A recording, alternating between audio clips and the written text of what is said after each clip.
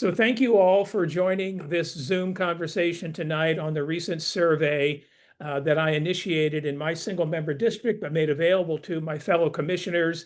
And my fellow commissioner, Carol Grunwald, did send it to her proprietary email list. And she's joining me in co-hosting this tonight. I'm Bruce Sherman, commissioner in single member district 02, ANC 34G in Chevy Chase. So what we're going to do tonight is walk you through the survey, walk you through the results. And as we do that, get your reaction. I mean for this to be, and Carol and I talked about this ahead of time, very interactive with you. We use this as a point of departure, not only for information, obviously, but engagement for you to weigh in and offer your thoughts. And we will do that in a very kind of dynamic, fluid way. So welcome all of you. And Carol, would you like to say a few opening remarks? You're muted, Carol, sorry. Thank you, Bruce. Thank you very much. So good evening. I'm Carol Grunwald. I'm Commissioner for ANC 34G Single Member District 03, and I'd like to welcome you all to this meeting.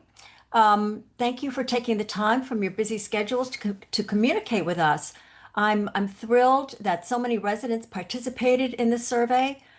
Because the survey was anonymous, residents shared their true thoughts and feelings. Through this and previous surveys that Commissioner Sherman and I have sponsored, as well as a survey sponsored by the entire ANC, I have learned that our neighborhood is diverse not only in its demographics, but it's extremely intellectually and politically diverse as well. The challenge for our ANC, of course, is how to represent so many differing viewpoints and to make sure that everyone has representation. The ANC exists to represent the views of its constituents, and our ANC's purpose is to represent Chevy Chase, not the other communities in the district or the city as a whole, and that's the DC Council's job. The recent federal takeover of DC's police, the deployment of the National Guard, and the deployment of ICE in our immediate neighborhood, however, has affected the lives of everyone who lives in Chevy Chase. Strong feelings abound on all sides, and we are here to figure out how you, our constituents, want your ANC to represent you with regard to these events. I think the release of the survey results, and especially the comments, will be eye-opening for many residents here. We are not a homogeneous community. I hope we can listen to each other and learn from one another. There are many values to be taken into consideration, not just one or two. So with that, I'd like to turn this over to Commissioner Sherman. Thank you. Thank you, Carol, very much. And thanks for your opening remarks. And Commissioner Nagy and Liz Nagy is also with us. Liz, would you like to say anything as we get started? Here we go. Thank you, Bruce. As always, I thank you for, and Carol as well, of course, for what you're doing. I get to profit from it because I send it out to the folks in my SMD as well, and have been able to get some input from them on what they're thinking about what the city is going through right now. It's I think we're getting some interesting data, and data is good to have when you're trying to figure out what your next actions might be. So thank you, everybody, for attending, and I look forward to hearing more about what you all are thinking. Thank you, Liz. So let's kind of jump in. I've got a few kind of preliminary remarks about surveys that might be on some folks' minds as we get rolling. I do a lot of surveys of my constituents for the very reasons Carol mentioned and Liz alluded to. This particular survey ran for just 10 days and 500 people responded. Now, I want to put this a bit in context. Imagine that you're an ANC commissioner and you tried to talk to 500 people. You can easily imagine that that would be virtually impossible to do, even if you had maybe 10 months, not to mention 10 days. In my single member district, 170 people took the survey. So out of the 500, 170 took it.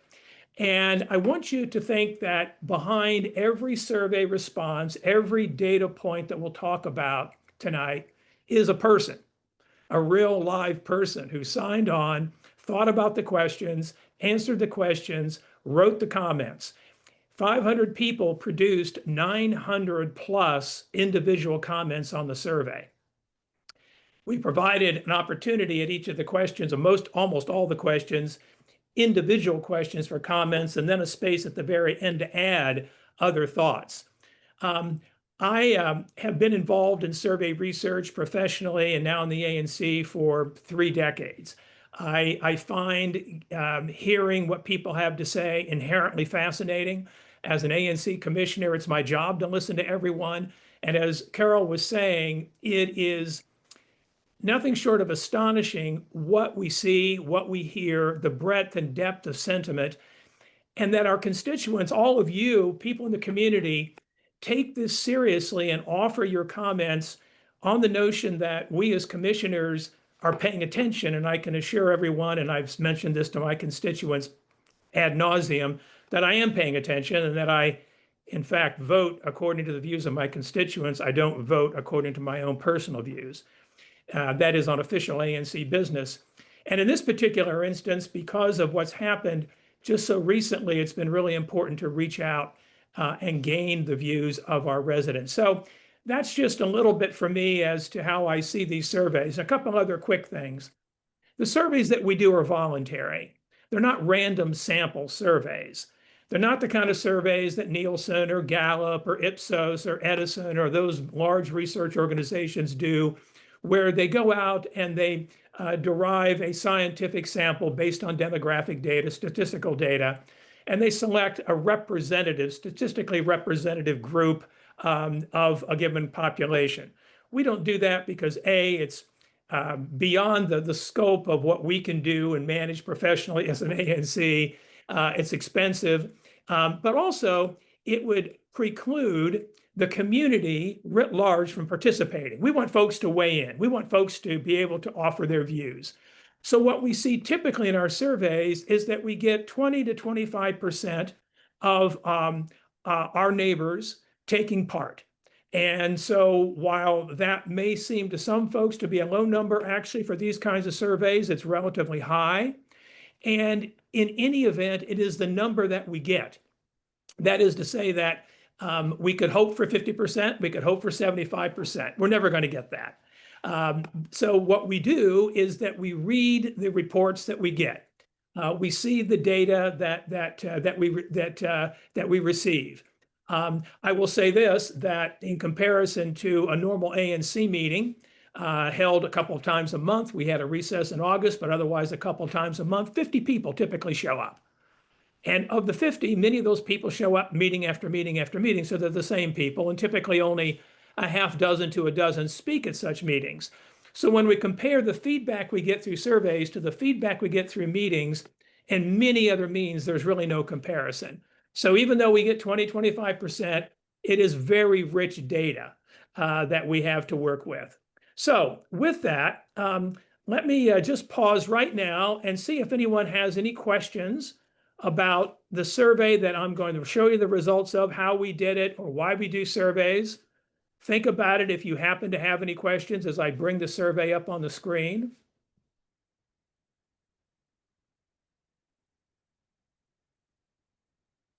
That's not it. Hang on a second.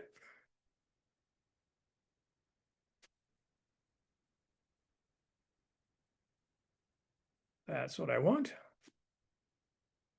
No. We'll get it eventually.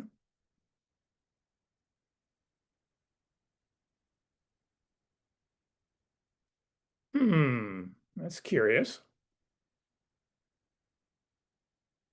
I have the survey queued up on my screen.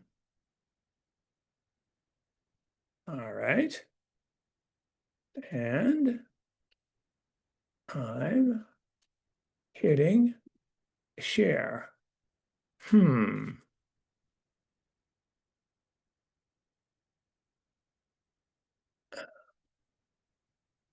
I'm going to eliminate that.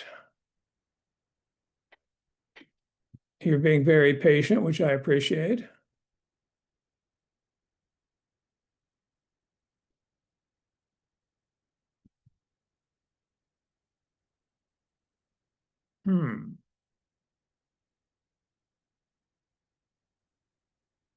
I don't know why it's not giving me the one that I want.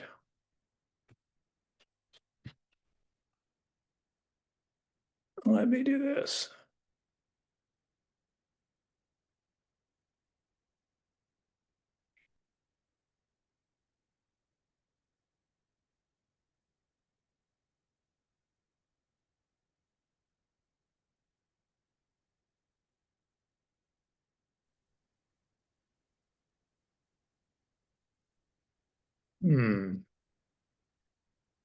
You're being very patient, which I appreciate, and I'm not quite sure.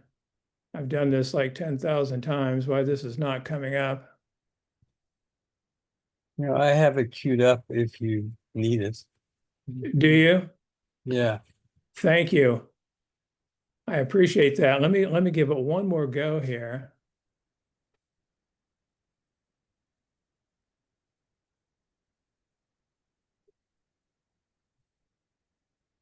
Hmm.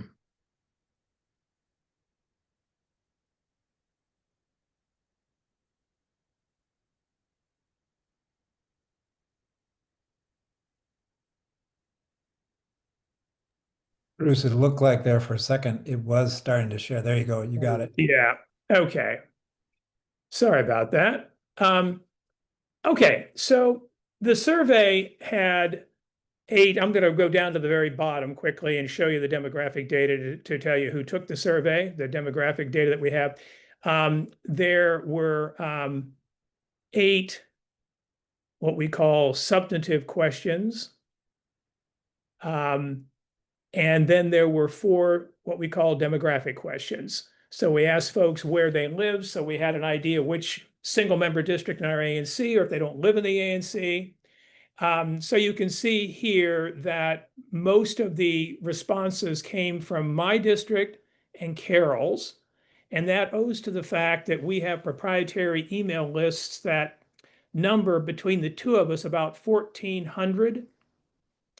That is to say, individual emails, so we can reach out to our constituents and engage them in matters like taking a survey. And that's why you have this skew. I would say this, that as I've taken a look at my data, just for my single member district compared to the overall data, there is not much difference. And that is to say that there's not a whole lot of difference across these single member districts within ANC 3-4G Chevy Chase. But in any event, this is the breakdown of where folks came from in terms of those who took the survey. This is the gender breakdown. It is customary in ANC surveys that women participate more readily, more robustly than men do. This is always the case in our surveys. Why that is a question for another day. Men just need to engage a little bit more. Sometimes it happens, and I've gotten this anecdotally, I don't have any data on it, that in a couple or a family, the mom, the wife, the woman in the household takes it on behalf of the household. Not everybody in the household takes the survey. So that actually puts the participation rate in a slightly different context. So if we're thinking about 20 to 25% of households, that's a different figure than 20, 25% of inhabitants in Chevy Chase. The age breakdown skewed older. Our community skews older. This is not a surprise. But in any event, it is indication that you have a lot of folks 65 and over who often in matters like this, not only because they have time, they are engaged fairly strongly in community affairs. And it's largely in this particular survey white participants in terms of race that participated. Now, I can break all the data down by each of these demographic variables. If we want to do that later on in the program, I'm happy to do that for you. I would go into the actual survey itself and do the search. But just starting with the very first question, which has been a question, of course, that serves as the rationale for the Trump administration intervention in law enforcement in the district, that the assertion that there's a crime emergency in DC. So what do our neighbors think about that? Straight up question, do you agree or disagree that there is a crime emergency? And as you can see, 76% of the respondents disagree or strongly disagree with the assertion that there's a crime emergency. The thing that I find interesting, and this is what Carol and I were alluding to, is that even in our community, which skews liberal Democratic, as we all know, the District of Columbia is 90% Democratic in terms of party affiliation. You can see that if we say round this up to 8, round this up to 9, 17% of our respondents strongly agree or agree that there is an emergency. And I would say that, I mentioned this maybe just in passing earlier, on my own block, several of my neighbors have written to me who feel that indeed there is a crime emergency. So we have diversity of opinion, of view. The second question, if in fact one thinks there is a crime emergency or doesn't think there's a crime emergency, do you agree or disagree that the federal takeover of the DC police and deployment of the National Guard are warranted to address crime in the district? Now, clearly here, 78% of respondents strongly disagree with that. But you still have 7%, 5%, 12% of respondents who strongly agree or agree. And the matter of crime in the district is a driver of people's attitudes, not only about the performance of our current administration, the Bowser administration, but as we see here, the legitimacy of the federal government intervening. I would say that for each of these questions, there's a bit of a little comments box here. And if you haven't yet done this, as you've looked at the survey online, you can click on the comments and you will then see here there are 123. So in this particular case, we had 485 people respond to this question, and a quarter of them provided comments. And I encourage you, we can't go through all the comments tonight. Again, as I said, there are 900 plus across the entire survey, but I encourage you to read these because this gives you color and texture on the data. So the data are the data, the figures. You get into the qualitative aspects when you start to read people's comments. So in the case of agreeing or not agreeing with respect to the deployment of the National Guard and the takeover in effect of the DC police, here you had 75 comments. So again, you can just click on these and you'll pull those comments up. So these are very important questions. The significant majority of our residents don't believe there's a crime emergency. Significant majority don't believe that the deployment of the troops and takeover of the police are warranted. But then the next question, you get a different take, nuance in terms of, do you agree or disagree that the DC government is doing enough to address crime? And here we see that the responses are decidedly mixed. And you can see them for what they are. They break out fairly evenly across the board here, 22% agreeing, 26% neither agreeing or disagreeing, and 28% disagreeing. So you can see that it's a fairly even a breakdown. And again, lots of comments that people have provided. So let me just pause here. And Carol, if you'd like to jump in, please do. Bruce, I just wanted to ask you to, since you have this up on the screen, could you show people how to scroll through the comments? Because I think there are a couple of people who have, there you go. You have to get into the comments section and then start scrolling down. Can you just show everyone how to do that? Yeah, sure. So again, you just click on the comments to pull them up. And then once you're in and you have your cursor placed over the comments area, just move your cursor down, just come down, right? Your little thing on the side that you can use this to go up and down, or you can just 2-finger scroll down. Right. Yeah. I would love to add to what you said, Bruce. So just talking about my own SMD, 03. While the majority of respondents from my district deplore the takeover and the National Guard here, my constituents remain very, and I mean very concerned about crime. I have a substantial percentage of constituents, over 15% in my SMD, who agree or strongly agree that DC has a crime emergency. And over 22% of my residents feel somewhat to very unsafe in our Chevy Chase neighborhood. Over 46% feel somewhat to very unsafe elsewhere in the district. So I'll say that again. Over 46%, that's nearly half our residents, feel somewhat to very unsafe elsewhere in the district outside our own neighborhood. Over 10% of my constituents agree or strongly agree that the federal takeover of the DC police and the deployment of the National Guard is warranted to address crime here. And a very large percentage, over 40% of my constituents, think that the DC government is not doing enough to address crime. The salient thing I came away with from this survey is that while the vast majority oppose the federal takeover of the police and the deployment of the Guard, my constituents do think that DC has a crime problem, even though the numbers apparently are down from previous years, and they want it taken care of by the DC government. So in their comments, the 40%, these are my constituents, in their comments, the 40% who think DC is not doing enough about crime, they cited the DC Council and the mayor as being too soft on crime. My constituents said that they want more and better policing and more funding for this.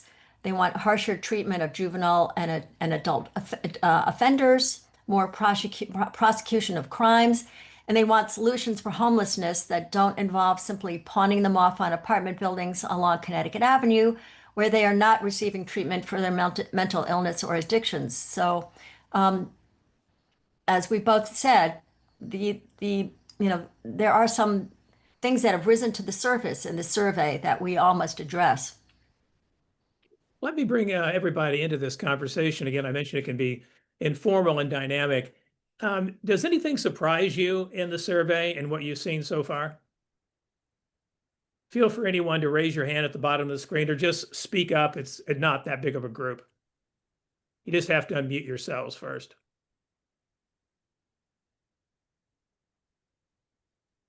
Are you surprised that? I can Yeah, speak go up. ahead. Yeah. Sorry. Yes, I'll put my face back on the screen. I'm curious, you mentioned early on, and I think I missed the data. You guys said you have 1,400 or so emails. And of those 1,400, you got, I think it was 480 responses or so. Do I have that correct? Mark, it's actually 480, 88, 89 from across the ANC, not just Carroll and my districts. Okay.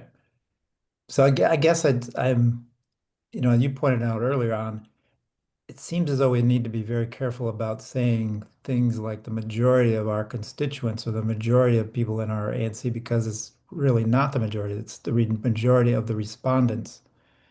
And so, which is, I mean, this is great and valuable information, but not to say I'm disputing the information at all. It could be that everyone in our district or in our ANC agrees with these statements. But I feel like we need to be careful about saying things like the majority of if it's not the majority, it's basically those that responded. Um, Second to that, or a different comment I have or thought I have is, the definition of crime or emergency. Um, it's hard to define that. And so what we feel is a crime emergency um, is a, there's a wide range. If you see two people getting mugged in front of your house, then you might feel you have a crime emergency, but that's different than across the whole ANC, or I don't know. I'm just what our current administration is saying is a crime emergency. It seems as though there needs to be a definition of what we're defining or what we feel is a crime emergency. Right. Just to your first point, very, very valuable clarification. We're talking about majorities in the context of this survey. All right. That's what we're talking about here. We're presenting these results and references to 77% or 10% or what have you is in the very limited context of this survey. And Great, as I thanks. mentioned, these surveys that we do, because they're voluntary, only represent those who take them. They don't represent the broader population, of course. So very, very important. In terms of crime emergency, that appears on the survey because that's what the Trump administration has alleged is taking place in the district Right. writ large, right? And so, yes, we can all look at that and think about it in different ways, but it is a matter somewhat of perception. Why we've asked this question: do you feel there's an emergency, and do you feel the district government's doing enough about it? And you're going to see, as you probably have already seen, if you've looked at the survey, questions here in just a moment about whether people feel safe here in the neighborhood and across the district. But other comments at this point, because these first questions are kind of threshold questions. Claudia. You're muted, Claudia. Sorry. I've been concerned, as Mark said, with the word crime because it's being conflated with many things, one of which is immigrants. And the taking of immigrants is supposed to be reducing the crime, but they were not the criminals. So they were people who happened to be here and through unfortunate circumstances may not have their legality now, but they came in with TPS, they came in with asylum seeking, and many of those things have changed. And so now they're considered, what shall I say? They're considered illegals. But the fact is they didn't come, I can't say all of them, but generally they didn't come in illegally. They came in legally. They came for their asylum. They have scheduled hearings. Those hearings are for credible fear. And now when they go for their hearings, they're picked off. So I can't say it for all of them, but the conflation of immigrants and crime, and then the taking of immigrants to boost those numbers because they're considered illegal, is a real travesty of what we need to go through, because these are individuals. And I want to get off my pedestal, but I just want to tell people between January and July, the most credible number of deportees or detention people sent to detention. And when I say deportees, we're assuming they're deported. That's not clear where they went. Is 56,945 people. What that means, of course, those are families. Those were breadwinners. Those were people who were contributing to our economy. And so I'll stop there, but there is an interesting irony to me in all of this, is that the people who are being deported, they catch them when they're going to work. They're doing valuable labor in any form. And then we pay to house them. And I think I heard it was $45,000 per immigrant per year, but that's a number that somewhere floated in my mind. But this is exactly what's happening with our National Guard. They're not doing their jobs. They're not with their families. They're not they're breadwinners, but on a whole different way.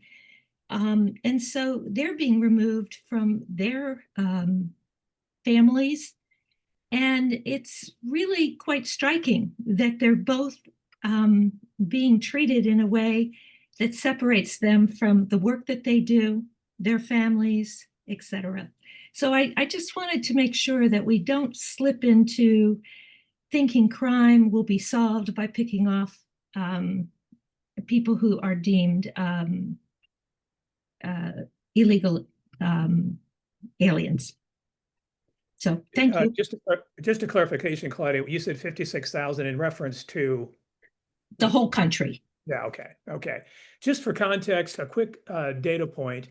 At the Office of the Attorney General's website for immigration rights, and there's a statistic that uses a round number of 700,000 for the population of Washington, D.C., with 100,000 immigrants of that 700,000. They're not illegal immigrants, mind you, or undocumented immigrants, of course. It's total immigrants.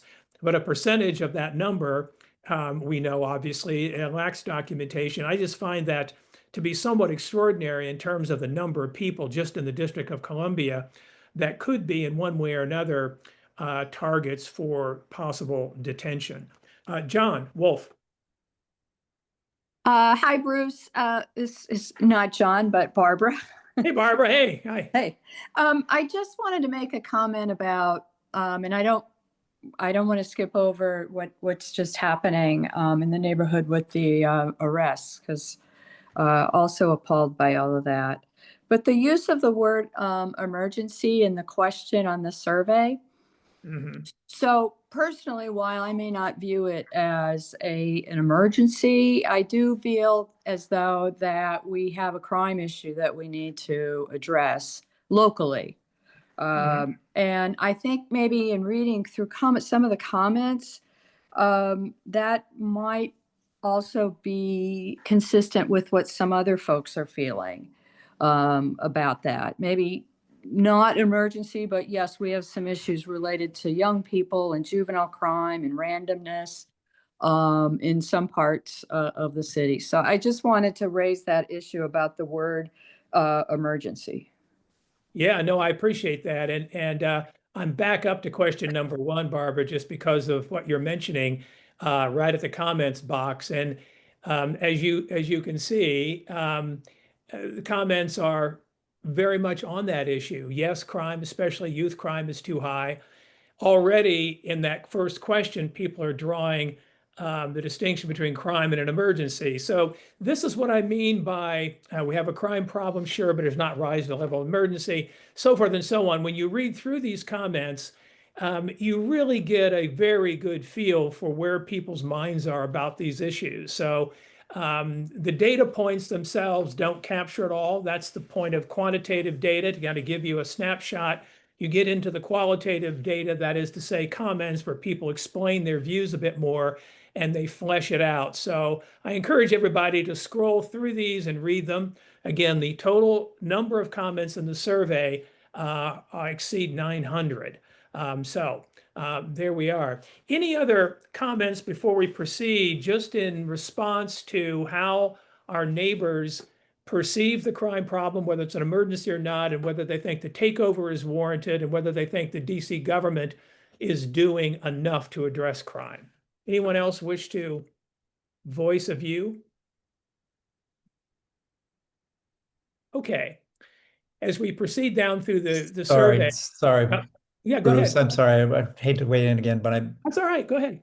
I think, if we're going to talk about crime, then, and we're focusing on our ANC area or our neighborhood, then it would be great to have the data from what the crime statistics show versus our perceptions of what the crime is happening. And, we know that what's being reported is that DC crime is down across the city versus what's being said by the administration. So I think if we want to talk more about the crime in our area, or at least crime in the city, then we ought to be using some good data from what we have. I'll Yeah, stop so there. Thanks. to that point, it's a very good point. I routinely, periodically, about every 4 or 5 months, publish in my newsletter to my constituents the crime data in our neighborhood. I give people instantaneously reports when there are car break-ins, which there have been just in the last couple of weeks here. What I can tell you now, having been a commissioner for 2.5 years and I receive the daily crime reports from the MPD 2nd District, and I look at them every day. There is virtually no violent crime in Chevy Chase. I mean, I can say virtually. There is, I think it's a very fair statement. No violent crime in Chevy Chase. There's no violent crime in my single member district. We have a very safe neighborhood in that regard. What we have that nonetheless uh, creates an unsettled feeling here is these periodic spates of car break-ins. And again, we're in the middle of one right now. I just described to you earlier that I was out on the streets alerting NPD, Second District people to this black Honda Accord that is still being seen in the neighborhood. I've published on the listserv and I've published in my communications to my constituents the license plate number and shared video of him casing cars on Moreland Place in my district. So that's what we have that's unsettling for people. But we have no violent crime, and that I base on the police reports. Now, I'm also aware that car break-ins, some of them go unreported. And increasingly, just in the last 10 days, as we've had this spate of break-ins, contractors, cleaning crews, other service staff visiting our homes in the neighborhood do not want to report that their vehicles have been broken into because they don't want to engage with law enforcement, because they're nervous about engaging with law enforcement. So there is an underreport that is probably aggravated, not probably. I mean, I'm telling you this based on the reports I'm getting. It is aggravated by the fact that there's increased police presence looking at immigration, not crime as we ordinarily understand it. So there's going to be underreporting of crime. Anyway, Mark, if that's helpful, the data for our district is pretty good, I think, generally speaking, notwithstanding the underreporting. As concerns the rest of the district, of course, I'm not monitoring crime statistics district-wide in the same way as I am in my single member district. But anyway, that's just a response to your Thank you. question. Yeah. Claudia and then Liz. Just a quick comment, and that is that I think anytime we do something similar to this, one of the statistics we should put in is truancy, because there is a strong correlation apparently between truancy and juvenile crime. And DC has an enormously high truancy rate, which is, I know it's a cause, and we're not talking about causes, but it's also a critical piece of this discussion. It's school truancy. So thank you. Yep, Liz. Oh, thank you. I can only speak to my SMD and to one little snapshot of it. There is a building in my SMD that has some problems. And I've been talking to Lieutenant Oliver about them. In fact, today I talked to him, but I want to mention that he mentioned to me about the Black Honda. They're working with Montgomery County Police because the guy who's casing our cars in Chevy Chase is also casing cars in Chevy Chase, Maryland. So they're doing a joint effort to try to catch this guy, which I think is totally great. I do have a little bit of violent crime, but it tends to be in this one building as far as I know, but I haven't yet investigated more broadly. I'm working on that with Lieutenant Oliver to see. For those of you who don't know where my district is, SMD 07 is south of Military to Chevy Chase Parkway, east over to Nevada, and west over to Reno Road. So I have a slice of apartments on Connecticut Avenue. So I just wanted to say that, and more information will be forthcoming as I try to flesh it out. Great, thank you. Carol.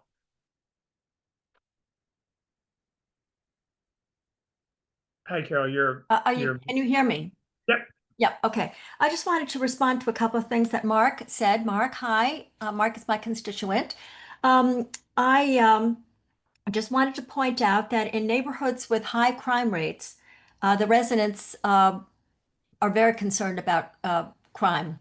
And our residents in Chevy Chase travel throughout the city. So they're exposed to things throughout the city, not just in Chevy Chase. So perhaps some of the constituents who responded to the survey were concerned about that. And I also wanted to point out that surveys are the best vehicle we have for gauging community sentiment that I know of. It's the alternative to ANC commissioners just voting for our own personal opinions. So, although, as Bruce said, we all would hope for a 75% participation rate in a survey, you can't hold a gun to someone's head and say, participate in my survey. It's like voting, during the off-year elections, the voting rate is something like what, 30%? In the whole country. So does that mean that we're not going to vote those people in, right? So we just have to proceed with the best means that we have available to us. And surveys reach is the most people that we can.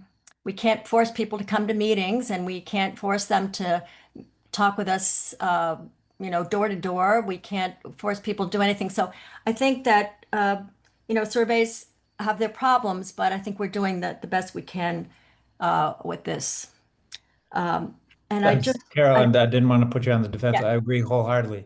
I agree yeah, wholeheartedly. I no, just want to be yeah, careful we don't draw conclusions without having everybody responding, which you'll never get. I agree with you wholeheartedly. Thanks. yeah, yeah. Thanks. I just wanted to clarify that. Thank you. Okay, so moving along, perceptions of safety. Most people in our neighborhood feel safe here, which is a good sign.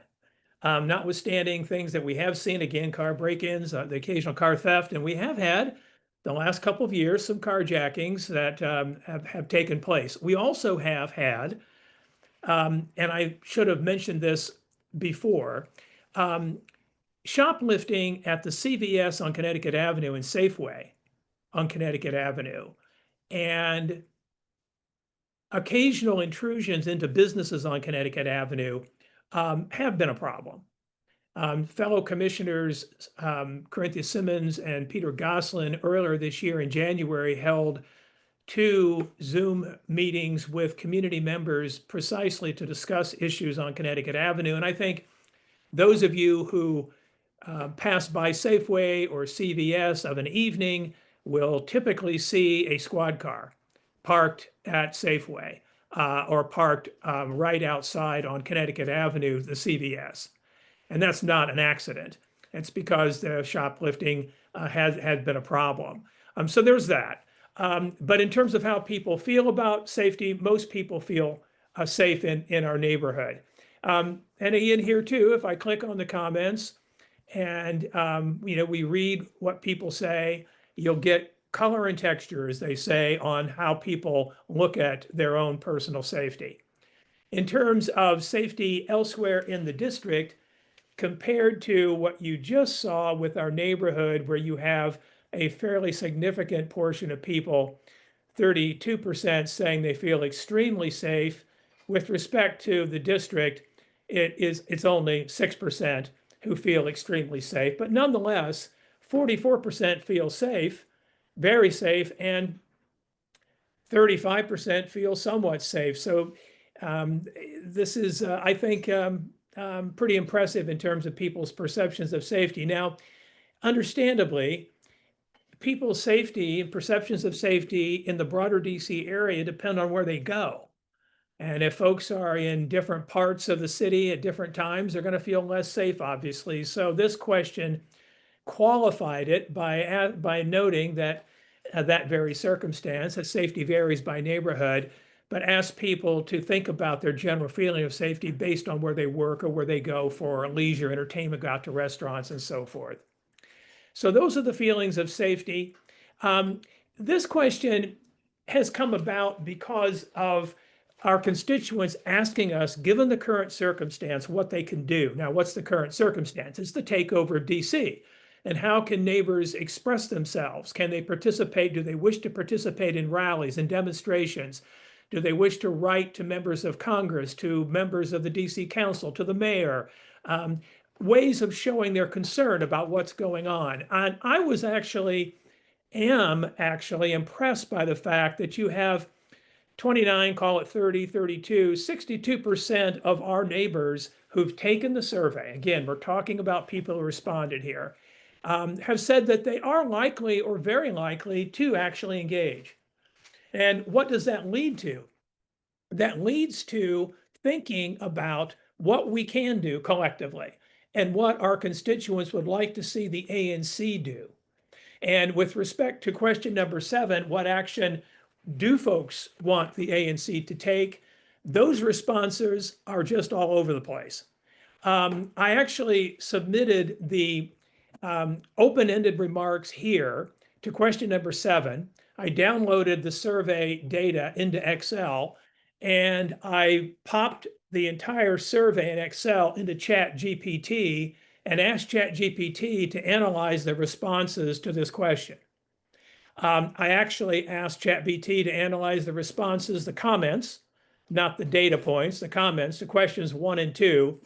And it is revealing how quickly ChatGPT can analyze this. And I have myself read these, and it's relatively accurate. What I can say by way of summary, and I know Carol has read a lot of these as well, is that our constituents who've responded to the survey, there's a minority, probably 15 to 20% of people say that the ANC does not have a role in broader federal issues, that the ANC should, in effect, and I'm not citing anyone saying this, I'm using the term, stick to its knitting, focus on the neighborhood, do what it can do here. Because we, as we've discussed, are having these U.S. Park Police and ICE detentions in our neighborhood, this is not, in terms of the crackdown on illegal immigration, foreign to us now. It's happening to us now. And the takeover of law enforcement in the city is happening to us as part of the city. It's happening to the entire district. So we're part of the broader problem. It's not just, as many things are, strictly a neighborhood issue. But 15 to 20% of the people say, if you read the comments, that we should stay focused on the neighborhood. A significant number of people believe that the ANC needs to take a stand, that the ANC needs to pass a resolution. At the same time, there are various comments that speak to the ANC not doing something that is merely performative. And that term, performative, is used on a number of occasions in the comments. And what does that mean?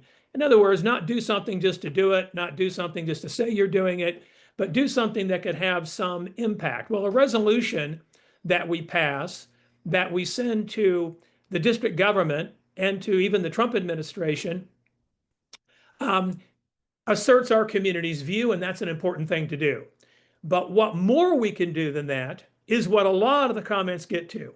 And what a lot of the comments are asking the ANC to do is to keep people informed of what's happening in our neighborhood, to give people concrete ways they can engage, to help people understand when there are going to be, and this is not everyone saying this, this is in the comments, and you can take a look at this, to let people know when there are protests or demonstrations taking place. At the same time, to help our neighbors understand how they can be safe if they're going to take part in these demonstrations.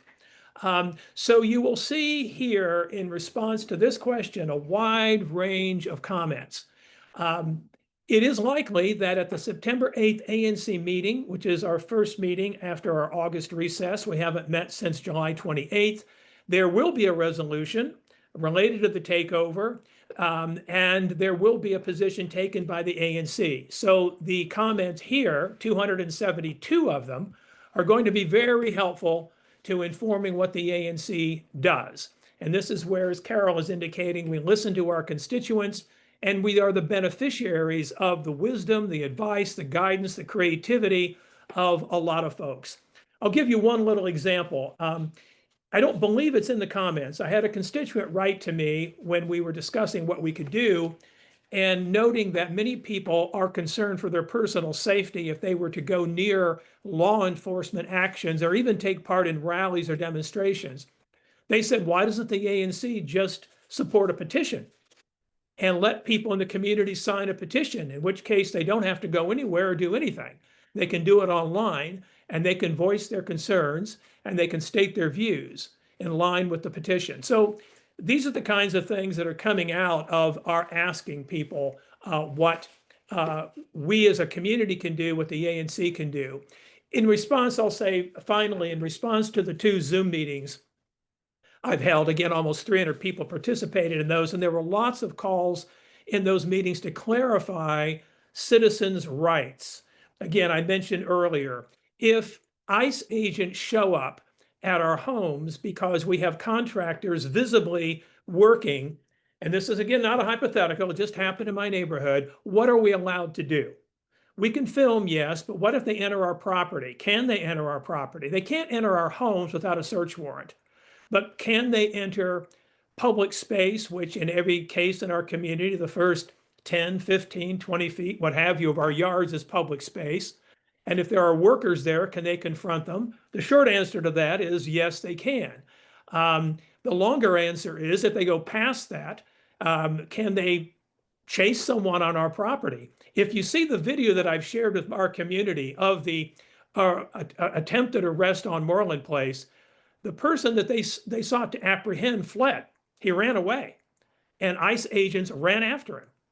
But if he had run back up into the neighborhood, past the neighbor's home where the roofing company was working, could they have pursued him on private property? I mean, I have asked this question. I've asked the Office of the Attorney General for guidance on this. I've asked the ACLU for guidance on this, and I will share it when I get it because, as I say, it's a live concern. Carol, please, and then other neighbors. I'm mindful of our time. We're just about at the end here, but I'd like to get anybody in who wishes to make a remark. Carol, please go ahead. Yeah, okay. So Bruce, I just wanted to actually go back to respond to what Claudia was discussing. And I would just like to say that the majority of respondents to this survey were extremely sympathetic to immigrants. And I did not get the impression that when people were discussing immigrants, they related immigrants to crime. I don't think that the people here see people who are undocumented as criminals, and that's not what I picked up from the comments in the survey. Thankfully, right? I just also wanted to reiterate that, you know, being a representative here, I have to represent all the people in my district. And if there's a substantial portion of people who feel that we have a crime problem, I have to represent them in some way. And I don't see why we can support being against the takeover, you know, by the federal government, and we can be against the National Guard, but we can at the same time ask the DC government to be tougher on crime. Those are not mutually exclusive things. That's what I wanted to say. Thank you so much. Thank you, Carol. And again, I'm respectful of your time. I built this as an hour-long briefing, and we're at that time. I'm happy to stay a little bit longer, but I want to see if anyone has any comments about anything on the survey or about anything related to the issues that we're talking about. Please feel free to raise your hand or just speak up. Yes, Bonnie. You're muted, Bonnie. Sorry, just unmute yourself.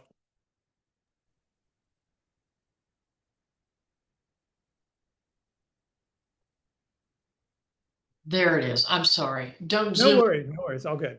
Don't Zoom very often. Bruce, earlier you said something that applies to now and just in general ANC that I've oft wondered about. You said when there is an issue,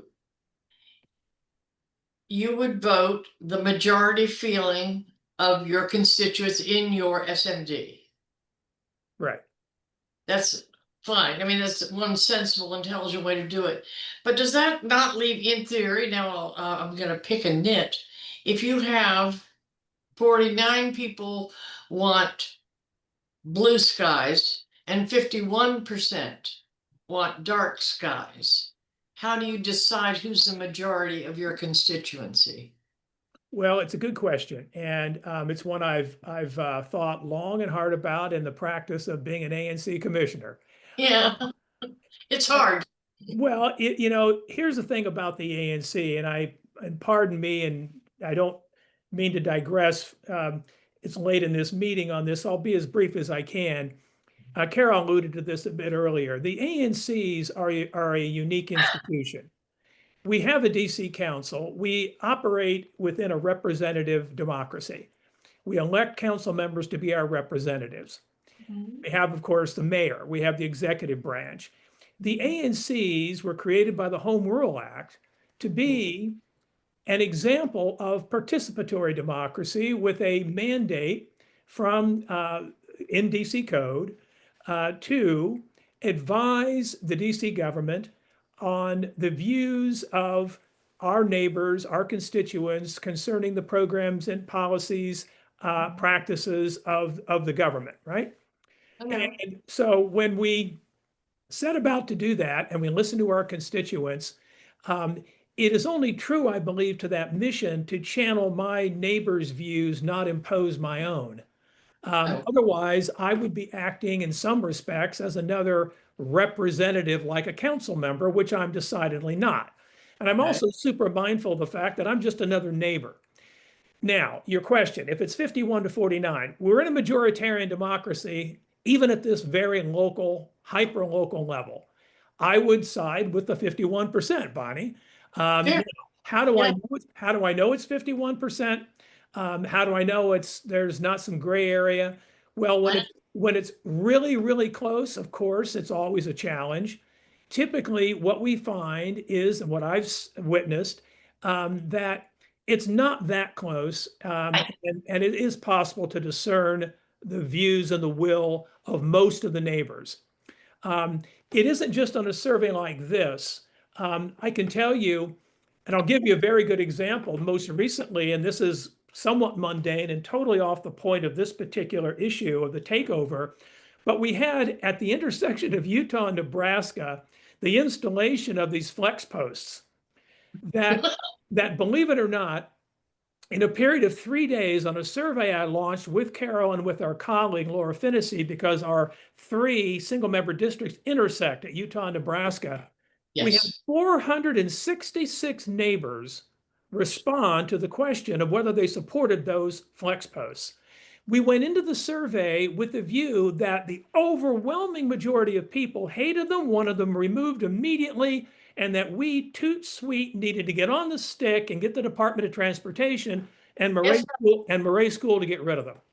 But as it turned out, unbeknownst to, I didn't suspect this, 42% of the respondents of the 466 said they liked the flex posts, they approved of them, or they approved of them with some modification. They can live with them if they were reduced in number or so forth, because they believe they added important safeguards in the neighborhood. Now, you asked me about this. Absent a survey, absent asking people, I would never have known that.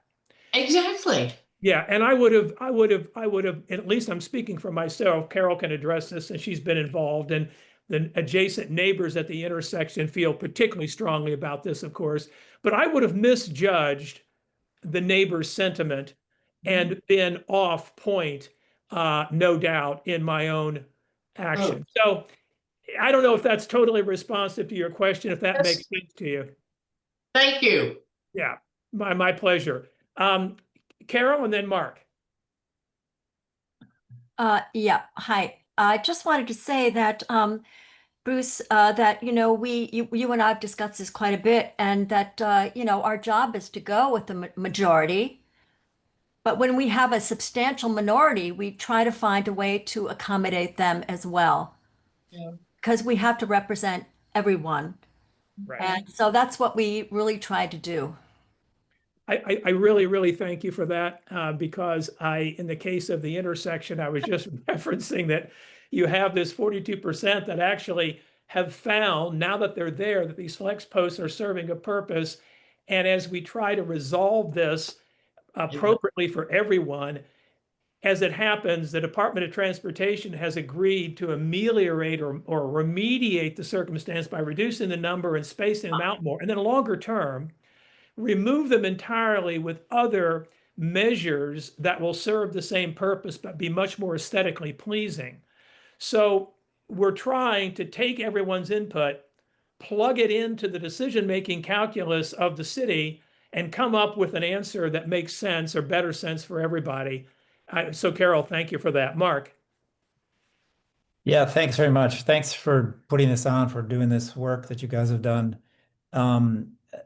your comment about the reaching out to the district's attorney general, and when I think about what I could maybe do if I saw something happening somebody in my street that's being harassed or potentially harassed, I might say to them, "Oh, run into my house. I'll open a door. Come on into my house. Get out as fast as you can." And perhaps that would put me in jeopardy. But I think a lot about the fact that, what are we as community members? What do we owe each other?